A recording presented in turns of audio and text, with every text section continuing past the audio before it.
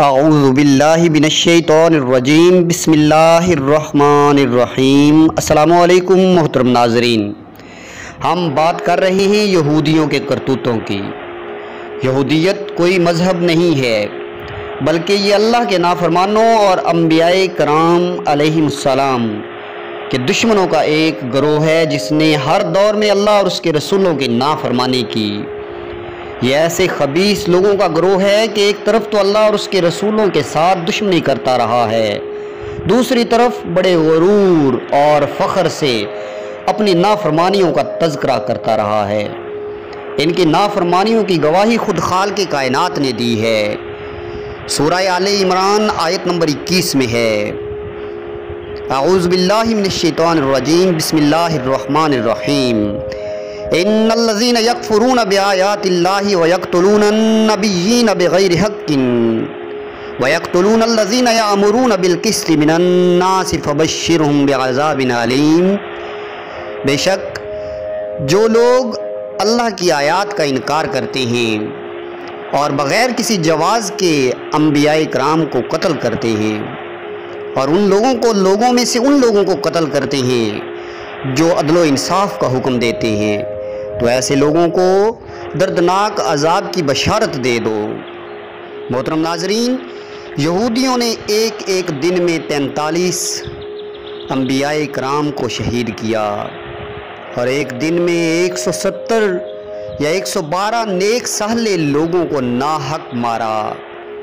جب بھی اللہ رب العزت نے ان کی ہدایت کے لیے کسی نبی کو مبعوث فرمایا، ان بدبختوں نے اس نبی کا مذاق اڑایا اور اسے شہید کر کے اپنے جرائم پر فخر کیا۔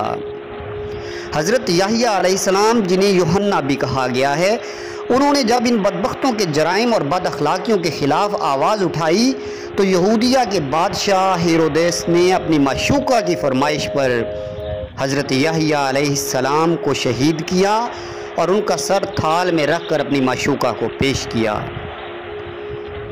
جب سیدنا عیسیٰ علیہ السلام حضرت مریم علیہ السلام کے ہاں پیدا ہوئے تو یہ بدبخت حضرت عیسیٰ اور حضرت مریم علیہ السلام کو شہید کرنے کے لیے جمع ہو گئے، تو اللہ نے پہلے دن ہی حضرت عیسیٰ علیہ السلام کو بولنے کی طاقت دی، اور انہوں نے اپنے رسول ہونے کی گواہی دی اور اپنی والدہ کی پاک دامنی کو بھی ثابت کیا۔ یہ دیکھ کر وقتی طور پر یہ بدبخت خاموش ہو گئے، لیکن سیدنا عیسیٰ کی مخالفت میں ہمیشہ پیش رہے، اور آخر جب ان کو موقع ملا تو انہوں نے رومی عدالت سے حضرت عیسیٰ علیہ السلام کے قتل کا فیصلہ لیا۔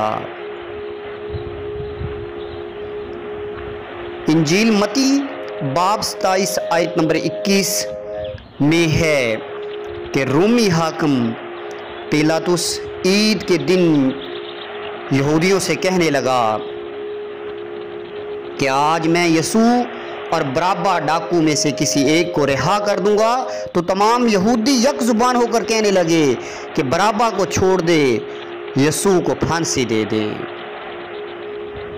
یہ الگ بات ہے کہ اللہ تعالیٰ نے حضرت عیسیٰ علیہ السلام کو آسمانوں پر زندہ اٹھا لیا، لیکن یہودیوں نے یہ سمجھا کہ یسوع مسیح حضرت عیسیٰ علیہ السلام کو پھانسی دے دی گئی ہے، تو وہ اس فیصلے پر جشن مناتے رہے۔ محترم ناظرین، ایک اور نبی حضرت آموس علیہ السلام کو ان بدبختوں نے ملک بدر کر دیا تھا۔ اس طرح کے سینکڑوں واقعات خود انجیل میں آج بھی موجود ہیں۔ ان حقائق کو جانتے ہوئے اگر آج کے عیسائی یہودیوں کے ساتھ دوستیاں رکھتے ہیں تو یقین مانیں یہ صرف اسلام دشمنی میں اندھے ہیں۔ الحمدللہ ہم ان تمام انبیاء کرام کے درمیان ذرہ برابر بھی فرق نہیں کرتے، لا نفرق بین احد منہم، اور اسلام کی حقانیت کی یہی سب سے بڑی دلیل ہے۔ ان بدبختوں نے توہم پرستی و ہام پرستی، خرافات اور قصے کہانیوں کو یکجا کر کے اسے ہی مذہب کا نام دے دیا۔ یہ لوگ آج بھی دجال کو اپنا نجات دہندہ سمجھتے ہیں اور مدتوں سے دجال کی آمد کے جشن کی تیاریوں میں مصروف ہیں۔ محترم ناظرین، میں یہ اپنا فرض سمجھتا ہوں کہ ان یہودیوں، ان بدبختوں کے چہروں سے پردہ اٹھاؤں۔ اللہ تعالیٰ مجھے اس کی توفیق دے اور میری اس کاوش کو قبول فرمائے۔ شکریہ، اللہ حافظ۔